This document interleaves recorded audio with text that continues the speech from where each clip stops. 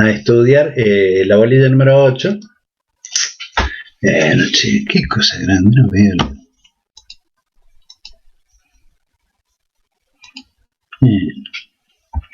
¿Qué pasa? Acá está. Bueno, listo.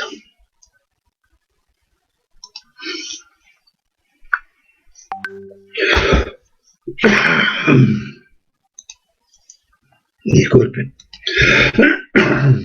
Como había dicho, profe, recién, la fuerza siempre es perpendicular al campo magnético y a la velocidad.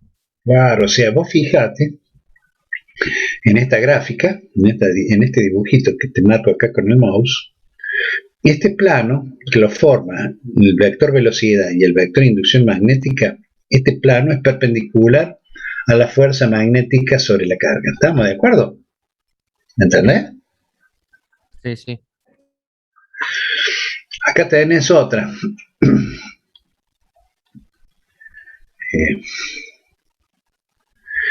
Fíjate vos, mira cuando tenemos un campo magnético en una dirección, tenemos dos cargas, una negativa y otra positiva, tenemos la velocidad en la misma dirección en ambas cargas, pero la fuerza sobre cada una de las cargas es distinta, o sea, tiene distinta dirección. ¿Estamos?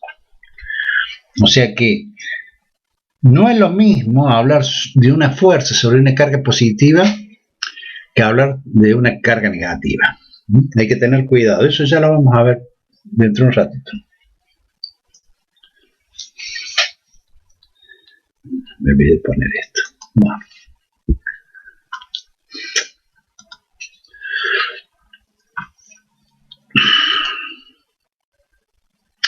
Todas las propiedades que hemos hablado, llegamos a la siguiente expresión. Decimos que la fuerza es directamente proporcional al producto de la carga por el valor de la velocidad con la que se mueve esa carga, por el valor de la presencia del campo magnético, por el seno del ángulo. Recuerden que esta fuerza siempre se va a expresar en Newton, en el sistema internacional, por lo tanto, la carga se debe expresar en coulombio, la velocidad en metros por segundo, y la inducción magnética B, o sea, el campo magnético se debe expresar en Tesla. Como sabemos que la fuerza es una magnitud vectorial, podemos representar esta ecuación en forma vectorial escribiéndola de la siguiente forma, como se muestra ahí. Decimos que la fuerza en forma vectorial es igual al valor de la carga por el producto vectorial entre la velocidad y la inducción magnética B. Muy bien. Acá tenemos la posibilidad de cómo vamos a detectar cuál va a ser la dirección de la fuerza en función de tres dedos. Esa, ¿cómo se dice? Esta posibilidad de utilizar esta regla, que es la regla de la mano derecha, hace mención solamente para la carga positiva. Si la carga es positiva, podemos aplicar esta regla en forma directa y decimos que el pulgar nos va a indicar la dirección de la fuerza, el dedo índice la velocidad y el dedo medio el campo magnético. ¿Estamos? Si en el caso que tuviéramos una carga negativa, aplicamos la misma regla, los tres dedos de la mano derecha.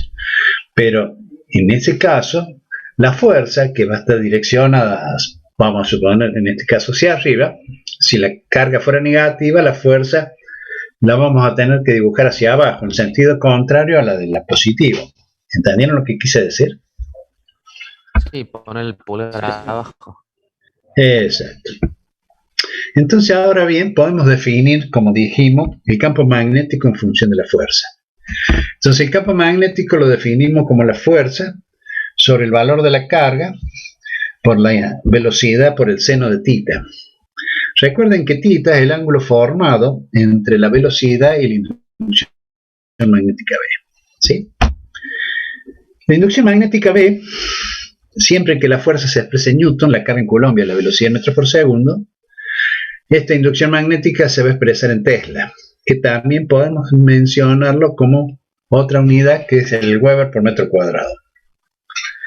Normalmente el Tesla es una unidad muy grande, por lo tanto se utilizan los múltiplos. El micro Tesla, el nano Tesla, el pico Tesla. Estos son los submúltiplos. Hasta acá todo bien.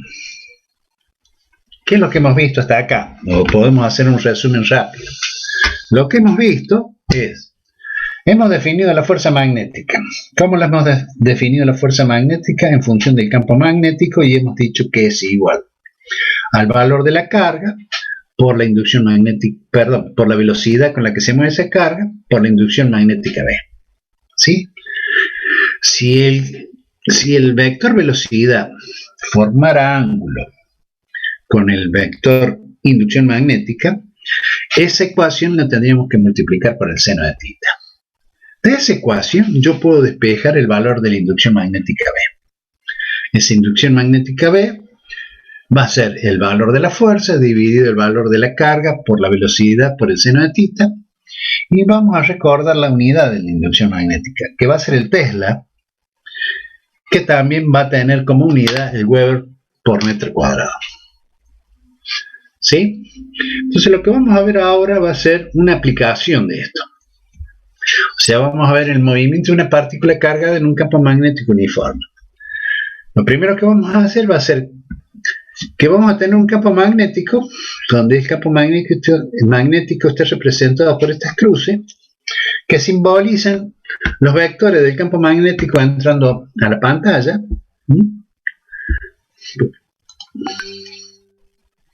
Y vamos a lanzar una carga, en este caso una carga positiva, y la vamos a lanzar con una velocidad que va a ser perpendicular al campo magnético. Al entrar esa carga al campo magnético en forma perpendicular, vamos a ver que describe un movimiento circular. ¿Por qué? Y bueno, analicemos. Aplicando la regla de los 3 dedos, vemos que el dedo medio era el valor de, o mejor dicho, la dirección y el sentido de el campo magnético, el dedo índice, la de la velocidad, y el pulgar nos indicaba el valor de la fuerza. O sea, si vemos que hacemos ese análisis a lo largo de toda la circunferencia, vemos que la fuerza siempre va hacia el centro de la circunferencia. Lo que implica que este es un movimiento ¿de qué tipo? Y bueno, por lo estudiado en primer año, este es un movimiento circular. ¿Sí? Esa fuerza, que normalmente se denomina fuerza normal o centrípeta, está relacionada por la segunda ley de Newton, y podemos escribir que la fuerza centrípeta está dada por la masa por la aceleración centrípeta. Esa aceleración, recuerden ustedes que es la aceleración hacia el centro de del movimiento circular. Muy bien, esa aceleración centrípeta también la podemos relacionar con la velocidad tangencial que se desarrolla en este movimiento. Esa aceleración centrípeta sería igual a la velocidad tangencial al cuadrado sobre el radio. Pero en realidad esta fuerza que está actuando para esta carga es una fuerza de origen magnético. Por lo tanto, vamos a poder escribir que esa fuerza, como los vectores todos están perpendiculares entre sí, puedo escribir que el valor de Q por B es igual a la masa por la velocidad tangencial al cuadrado sobre el radio. De acá vamos a suponer que conocemos el valor de la carga, conocemos la masa de la carga, la velocidad con la que lanzo esa carga y el campo magnético. De ahí voy a poder despejar el valor del radio que va a describir este movimiento. Este movimiento va a estar definido por un radio que va a ser igual al valor de la masa de la carga por la velocidad sobre el valor de la carga y multiplicado por el valor del campo magnético. Esa velocidad tangencial también la podemos relacionar con lo que se denomina la velocidad angular. Esa velocidad angular la velocidad tangencial en función de la velocidad angular se escribe como la velocidad angular por el radio. Entonces vemos que de ahí podemos despejar el valor de la velocidad angular que tendría el movimiento circular de esta carga. El periodo, recuerden ustedes que el periodo es el tiempo que tarda una partícula en generar todo un ciclo o toda una vuelta. Entonces el periodo estaría dado por 2pi sobre b Reemplazando el valor de la velocidad tangencial, logramos obtener que el final del periodo sería 2pi por m sobre q por m. Tanto el periodo como la velocidad tangencial, como se observa, son independientes de la velocidad tangencial y del valor del radio. ¿Sí? Y de esta forma quedaría definido un movimiento de una partícula que entra en un campo magnético en forma perpendicular.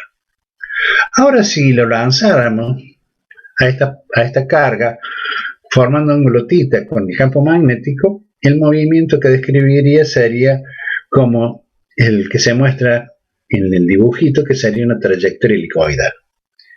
Este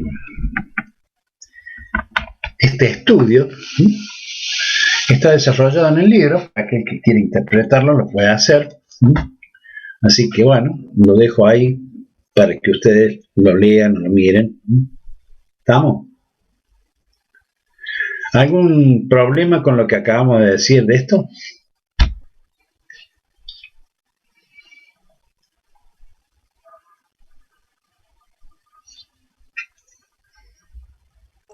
¿Y si fuera paralelo? ¿Cuál, che? Si lanzáramos... Primero el ejemplo en el que entra la partícula con carga es en dirección perpendicular al campo magnético y después con un ángulo... Sí. Y si fuera paralelo, ¿qué sucedería?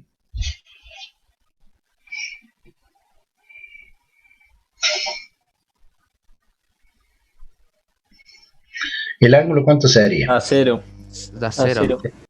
¿El seno de cero cuánto sería? Cero. ¿La fuerza cuánto vale? Y cero. Exacto. O sea, una de las cosas que dijimos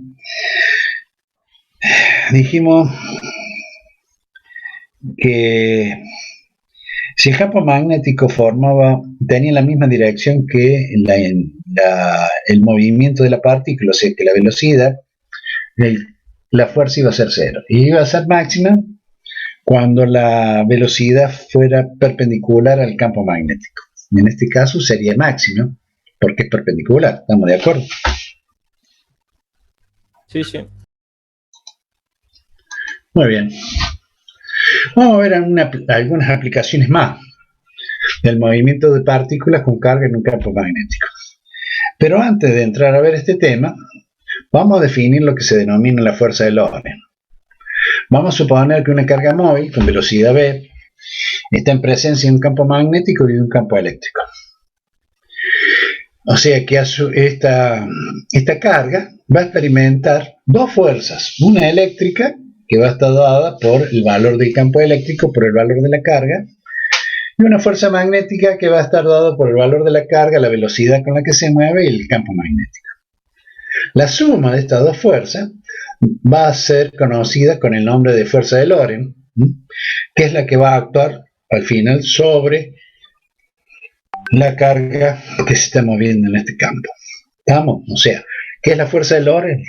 La fuerza de Lorentz es la suma de las fuerzas eléctrica y magnética sobre una carga en movimiento. ¿Estamos? ¿Entendieron?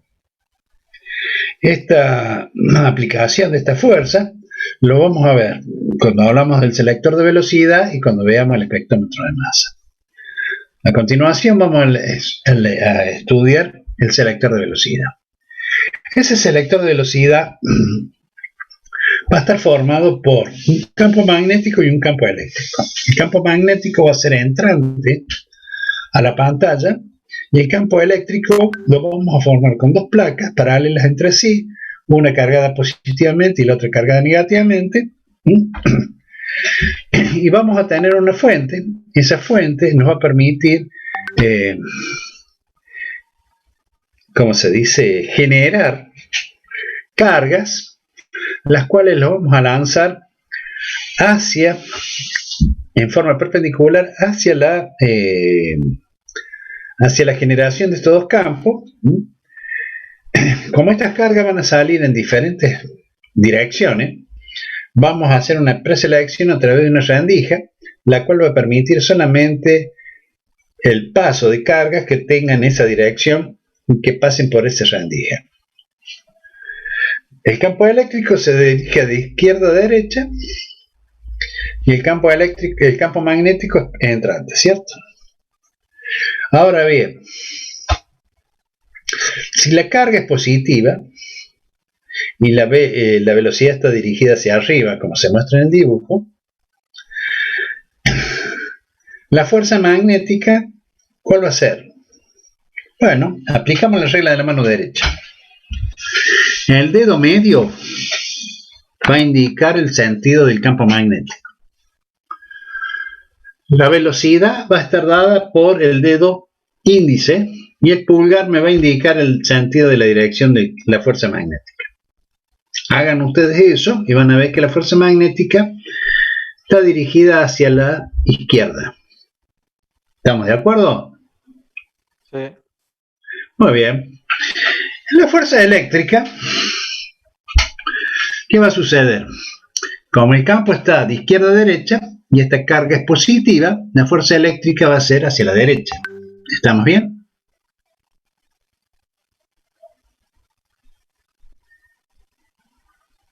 Sí. Ahora bien, si esa carga a lo largo de todo el camino, en presencia de los dos campos, no experimenta ninguna desviación, ¿qué implica? Les pregunto a ustedes, ¿no? Que las fuerzas son iguales. Exactamente, que las fuerzas son iguales y de distintas direcciones. Perdón, en distintos sentidos, para que se mantenga en la línea de trazo, ¿cierto? Sí. Muy bien. Entonces, lo que vamos a determinar es cuál va a ser la velocidad que va a ser necesaria para que esa carga no se desvíe a lo largo de toda esta trayectoria. Como las dos fuerzas son iguales, partimos de esa igualdad, despejamos de ahí el valor de la velocidad y vemos que la velocidad que se va a necesitar sobre esa carga va a estar dada por la relación del campo eléctrico sobre el campo magnético. Aquellas partículas que estén con este valor no van a ser desviadas a lo largo de toda esta trayectoria. Las otras, que tengan distintas velocidades, serán desviadas hacia la derecha o a la izquierda de acuerdo a la preponderancia de alguna de las fuerzas. ¿Estamos de acuerdo? ¿Entendieron?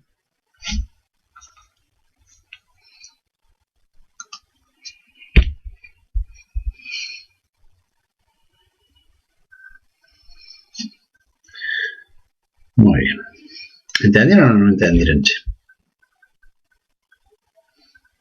Yo más o menos.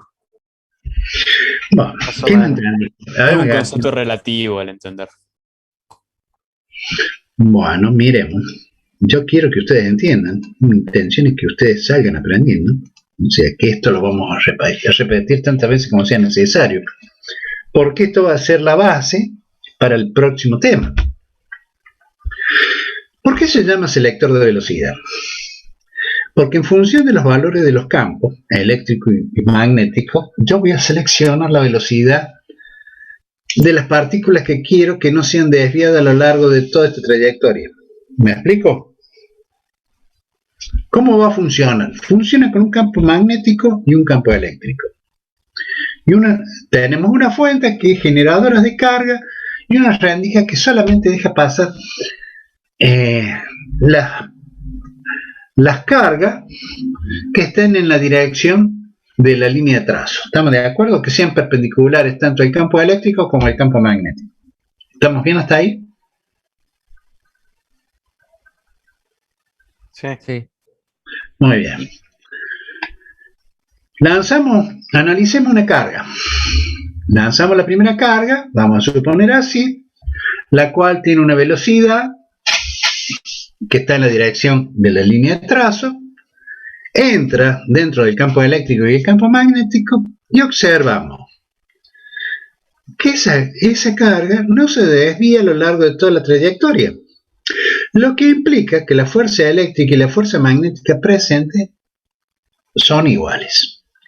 ¿Cómo es la dirección de la fuerza eléctrica? Bueno, como el campo va de izquierda a derecha, y la carga que estamos analizando es una carga positiva, la fuerza eléctrica tiene que ser hacia la derecha. Con respecto a la fuerza magnética, bueno, aplico la regla de los 3 dedos. El campo magnético es el dedo medio, entra a la pantalla. La velocidad está dada por el dedo índice. Y el pulgar me indica la dirección de la fuerza. Si yo hago esto, si ustedes lo hacen, van a ver que la fuerza magnética está dada hacia la izquierda.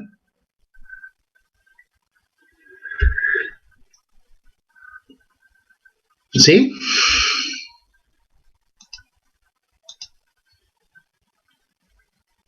Sí, funciona con cargas negativas, no te das problema. Pero estamos analizando una carga positiva. ¿Estamos? Perfecto.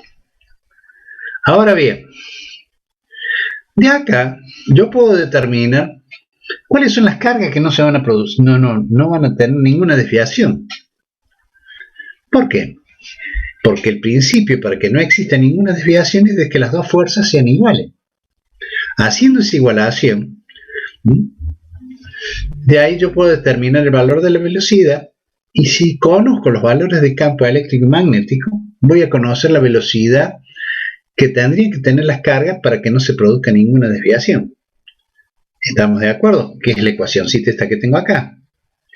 O sea, partiendo de esta ecuación, Q con Q se simplifica. Entonces me quedaría B igual al campo eléctrico sobre la inducción magnética B, y ahí tendríamos el valor del campo, el valor de la velocidad con la que se van a tener que mover para que no sean desviadas por ninguno de los dos campos. ¿Entendieron ahora? Sí, perfecto. Sí, ahora sí. Muy bien. Miren ahora. Ahora voy a ver el espectrómetro de masa. ¿Qué tiene ese espectrómetro de masa? La primera parte es un selector de velocidad. Y luego tengo otra endija y tengo presente otro campo magnético distinto al que está abajo. ¿Sí? Voy a poner una placa fotográfica aquí a lo largo. Entonces, ¿qué voy a hacer ahora? Tengo la fuente, lanzo la carga, hago pasar por el selector de velocidad. Hemos dicho que las cargas que cumplan o que tengan una velocidad que sea igual a la relación del campo eléctrico presente y la inducción magnética van a poder llegar hasta el final. Llegan acá. Cuando llegan ahí, ingresan a este campo. Cuando ingresan a este campo, ¿qué es lo que sucede? La acción de este campo, ¿qué hace? Genera en ella una fuerza que hace que describan este semicírculo. Es un poco lo que vimos recién cuando analizamos el movimiento circular. ¿Estamos de acuerdo? Entonces, al describir este semicírculo, la carga viene y golpea sobre la placa fotográfica, marcando un punto. Entonces, yo puedo determinar de acá cuál es el radio que genera esa carga. ¿Entienden? Sí, sí. Sí, sí. Muy bien. Entonces, partiendo de lo que yo ya conozco, que digo que el radio lo determiné recién, que era igual a la masa por la velocidad sobre Q sobre V sub 0. Cuidado que el V sub 0 es el campo que está acá arriba, que es la que hace que esta genere este radio. Muy bien, de acá despejo el valor que yo necesito, que es el valor de la relación masa-carga, y me va a decir que es igual al valor de R por V sub 0 sobre V. Pero la velocidad con la que ha ingresado esta partícula al segundo campo, la conozco, porque sé que para que esta velocidad se mantenga en forma perpendicular a lo largo de toda esta trayectoria, en la relación del campo eléctrico y el campo magnético me va a dar ese valor. Por lo tanto, yo puedo reemplazar el valor de la velocidad y entonces la relación masa-carga va a estar dada por esta ecuación, por el valor del radio, que lo voy a poder determinar debido a la placa fotográfica, al valor de B sub 0, que lo voy a conocer al valor de B y al valor de campo. ¿Para qué me va a servir esto? Este aparato nos va a servir para determinar los isótopos. ¿Hay algún estudiante de química acá? No le voy a tomar química, solamente quiero saber si hay algún estudiante de química. No hay nadie. Bueno. Este aparato es muy utilizado en química para determinar los isótopos. Por eso quería saber si en la facultad existía algo de esto. No, nunca le he preguntado, ahora se me ocurrió preguntarlo. Bueno. Igual, si es ingresante del año pasado, tampoco va a tener idea. También. No sabes que no conozco, yo nunca ingresé al laboratorio de química, así que tampoco le podría decir que esto existe. Pero supongo que capaz que exista o tengan algo similar. Bueno, vamos a seguir. O sea que... Sí, señor. Por ejemplo, la velocidad que tiene que tener esa dicha partícula para que no sea desviada. Esa velocidad está dada por la relación del campo sí. eléctrico y del campo magnético. Listo. Exacto. O sea que si esa velocidad es mayor o menor, se va a desviar. Aunque... Sí, se va a ir hacia un lado o hacia el otro. Exacto. Ah, claro, yo pensé que si la velocidad era aún mayor, podía pasar igual. No. Tienen que tener un valor preciso. Claro. Entonces, lo que quiero llegar a esto es que todas las partículas que tengan esa velocidad van a escribir el mismo radio. Y sí, pero cuidado, hay que ver qué masa tienen. Porque fíjate. Va a depender de la masa también. Claro. Sí. Exacto, eso es lo que yo quería que vos vieras. Ah, ok. ¿Sí? O sea, como nosotros vamos a determinar la relación masa-carga, estos valores, a ver, sí.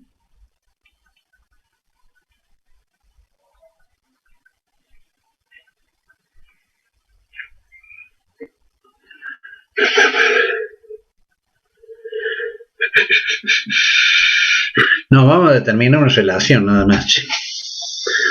O sea, vamos a conocer el valor del radio, porque lo podemos medir. Conocemos los valores de los campos, podemos conocer la relación. O sea, vamos a conocer esa relación que es un valor de masa sobre un valor de carga. O sea, kilogramos por culombio, vamos a decir así. ¿Estamos de acuerdo? Pero no vamos a conocer en detalle cuánta masa tiene ni qué cantidad de carga tiene. Yo no me he puesto a hacer el análisis sobre los isótopos. Habría que hacer un análisis, se los voy a dejar para ustedes, yo también lo voy a buscar para que lo conversemos en la clase que viene. ¿Qué es un isótopo? Un isótopo. Y cuál sería la posibilidad de medir la relación masa-carga, ¿qué nos daría eso? Lastimosamente no tenemos nadie de química que nos pueda ilustrar un poco sobre este tema.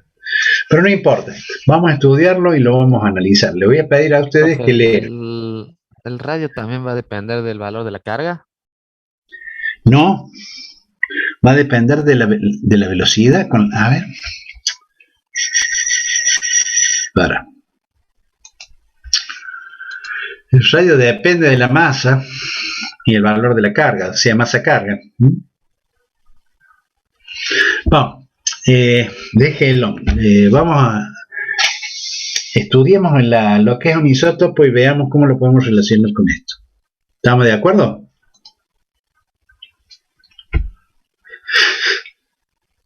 Nunca me había puesto a analizar esto. Profe, ¿qué había preguntado sobre los isótopos? Claro, o sea, ¿cómo puedo relacionar? Yo sé que este aparato, en algún lado lo he leído, no me acuerdo dónde, que este espectrómetro de masa está relacionado con los isótopos para hacer la medición sobre los isótopos. En realidad no me acuerdo bien lo que es un isótopo, por eso no quiero hablar, porque metería la pata seguramente, pero... Un isótopo es el mismo elemento, pero con distinta masa. masa, claro.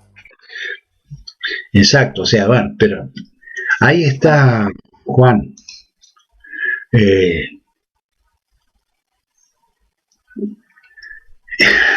Me gustaría tener un poco más de profundidad en el tema para poderlos relacionar con este aparato. ¿Me explico, Juan?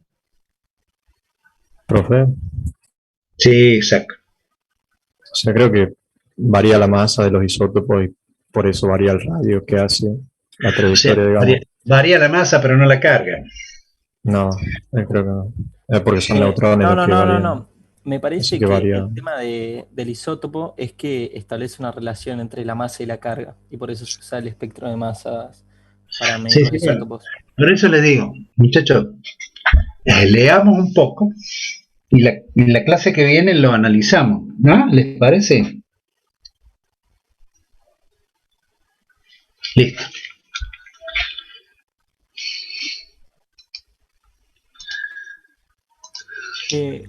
Entonces, el espectro de masa separa los protones y los electrones. No lo sé, Juan. Te mentiría si te digo algo. No conozco en detalle eso. Por eso quiero leer, ¿me entiendes? Para poder tener una base para poder conversar. ¿Me explico?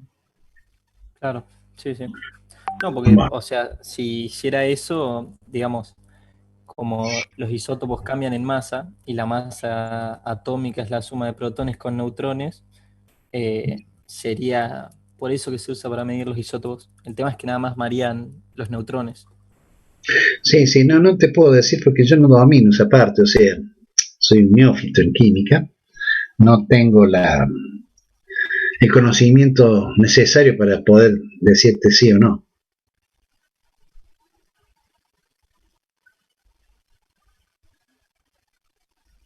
¿Estamos? Sigamos entonces. Vamos a ver ahora la fuerza magnética que actúa sobre un conductor que transporta corriente. Vamos a hacer la siguiente experiencia. Vamos a poner un conductor, ese conductor lo vamos a poner dentro de un campo magnético, ese campo magnético es entrante a la pantalla, ese conductor va a tener un área A y por él va a circular una corriente y va a tener una longitud L, ¿sí? ¿Qué va a suponerse? El hecho de que están circulando cargas dentro del conductor y estamos en presencia de un campo magnético implica que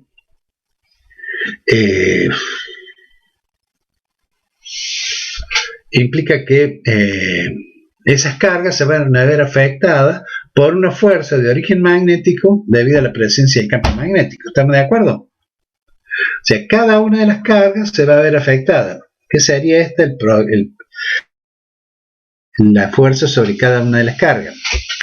Como hay un número de cargas por unidad de volumen, y el volumen va a estar dado por el área de este conductor y la longitud que tiene, yo voy a escribir que N, mayúscula, va a ser el número de cargas por unidad de volumen por el volumen en sí, y de ahí voy a poder determinar el valor total de la fuerza sobre este conductor que va a estar dado por N más grande por el valor de la fuerza. De ahí reemplazando nos va a quedar que N por A por L por Q por B vectorialmente B,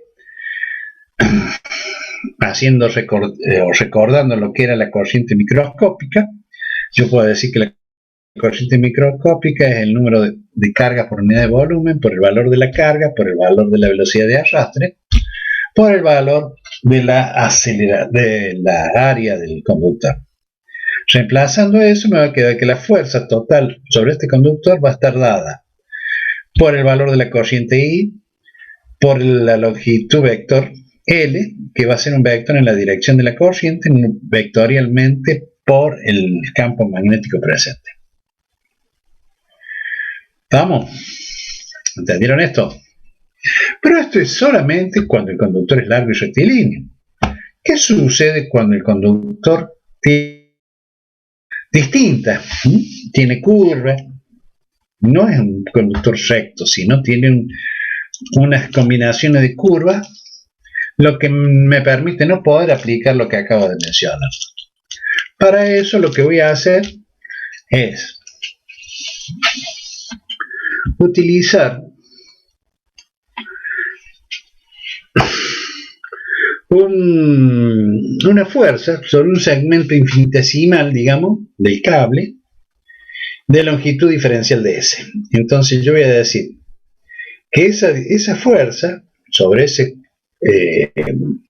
diferencial longitudinal va a estar dado por el valor de la corriente que está circulando por el conductor, por el segmento infinitesimal diferencial de S, por el campo magnético. Si sumáramos todos los diferenciales de fuerza a lo largo de todo el trayecto entre el punto A y el punto B del dibujo, podríamos determinar el valor de la fuerza. Ese valor de la fuerza lo podríamos calcular a través del valor de la corriente que está circulando por el conductor, la integral entre el punto A y B, o sea, la longitud que vamos a hacer el estudio, del diferencial de S por el campo magnético B. La magnitud del campo magnético y el ángulo entre el diferencial de S pueden variar entre un punto y otro. Es una situación que sería la más general que podríamos analizar. Para calcular la fuerza total que actúa sobre el cable, debemos integrar la ecuación a lo largo de toda la longitud del alambre y representar los puntos extremos del alambre, entre A y B, supongamos. ¿Sí? En este caso, yo dibujé acá un diferencial de S, vamos a suponer uno muy pequeñito. El valor de la corriente que circula en este sentido y la fuerza, ¿cuál sería? La fuerza sobre este pedacito diferencial de S sería una fuerza que sería saliente hacia ustedes, por eso he dibujado un punto rojo, indicando que esa fuerza es perpendicular a la pantalla y saliendo hacia ustedes. ¿Entienden eso?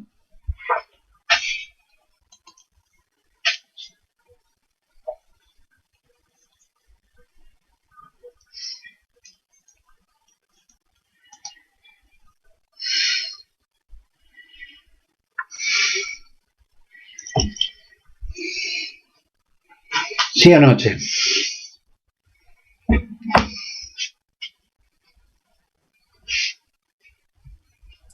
Sí, se entiende. Muy bien.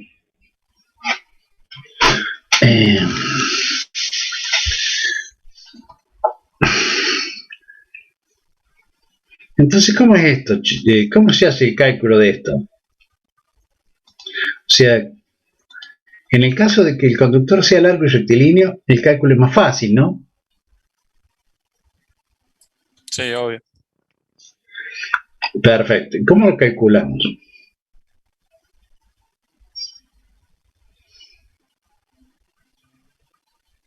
Con la fórmula que antes habías mostrado. Está bien, pero ¿cuál sería? Nosotros sabemos que la fuerza sobre una carga está dada ¿por qué? Por el valor de la carga, la velocidad y el campo magnético. ¿Estamos de acuerdo? ¿Sí? Sí. Muy bien. Como estamos haciendo el análisis sobre un conductor el cual transporta corriente, la velocidad estaría representada por la velocidad de arrastre que tienen las cargas. ¿Sí?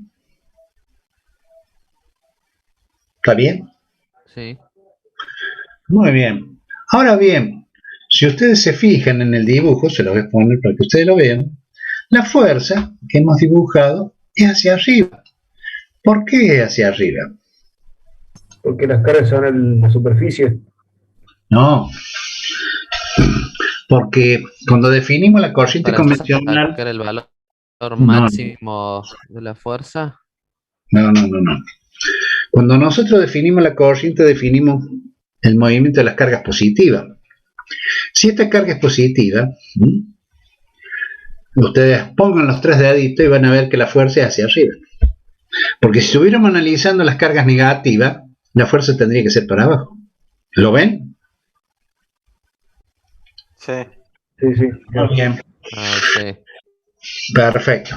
Ahora otra cosa muy importante. Después de todo este desplazamiento, o sea, de todo este, ¿cómo les puedo decir? De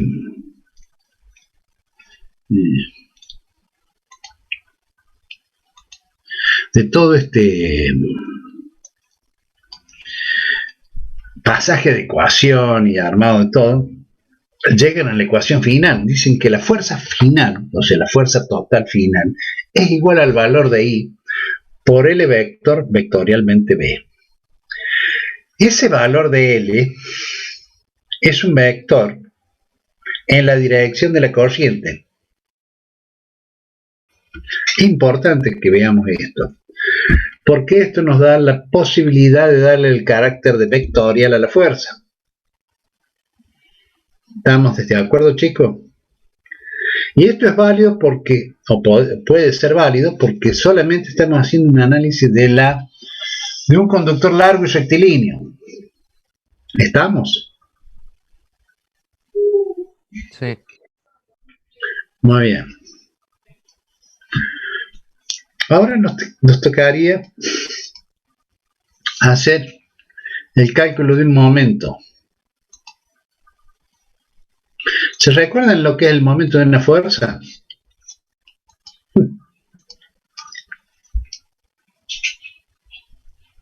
El producto de la fuerza por la distancia. ¿Al punto de dónde? ¿Qué distancia? Al punto que yo tomo como centro de momento. Ah, muy bien. Exacto. Muy bien. Entonces, recordando lo que es el momento de una fuerza, o sea, el momento producido por una fuerza es la fuerza aplicada por la distancia perpendicular al punto de donde hace la rotación el cuerpo. ¿Estamos de acuerdo? Muy bien. Supónganse que ahora que tengo una espira de forma rectangular y un campo magnético en esta dirección. O sea, la espira tiene una altura A y un ancho B. ¿Sí? Muy bien. Si yo aplico, o sea, esta espira está dentro de un campo magnético, ¿qué sucede? Bueno, analicemos lo siguiente. Sobre el lado 1, ¿existe fuerza?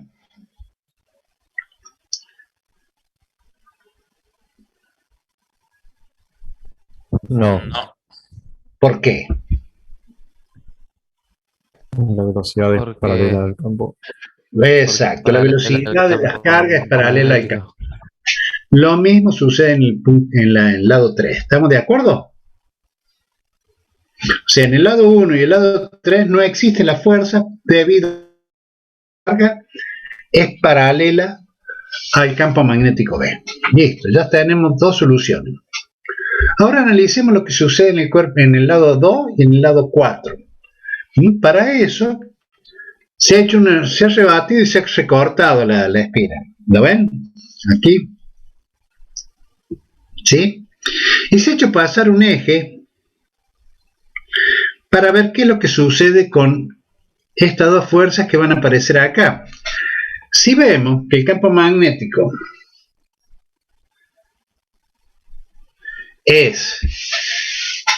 tiene esta dirección y la corriente tiene la dirección saliente, la fuerza es hacia arriba, que es la que está marcada en la fuerza 2. ¿Lo ven? Sí. Lo mismo sucede en el lado 4, la fuerza es hacia abajo. ¿Estamos bien? Sí. Lo que implica que si tomamos este punto como el punto de rotación, esto va a girar en sentido horario. Sí. Sí, Muy sí. bien.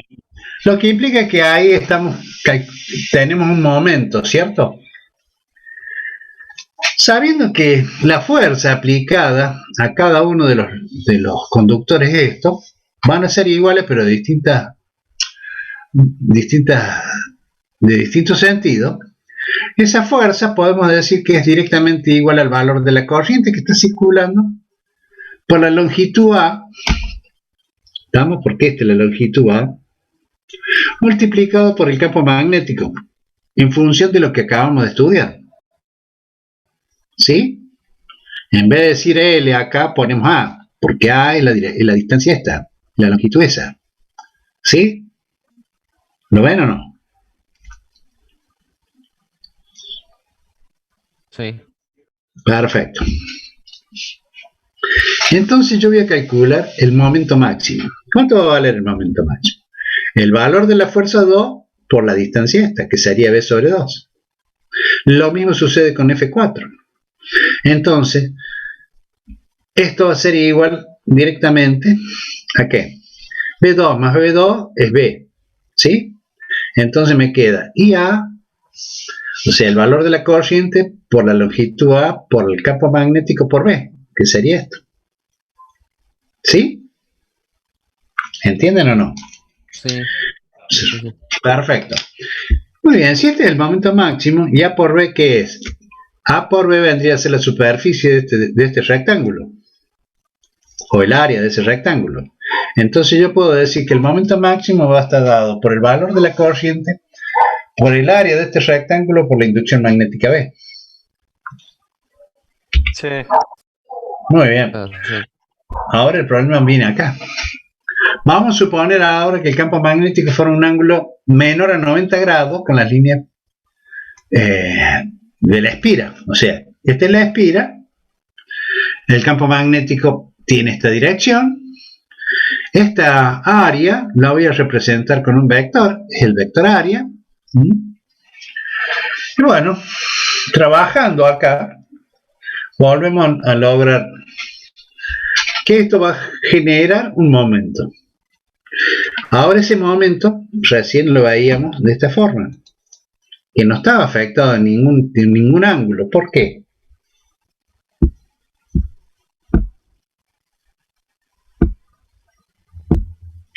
Porque la fuerza era perpendicular a la distancia.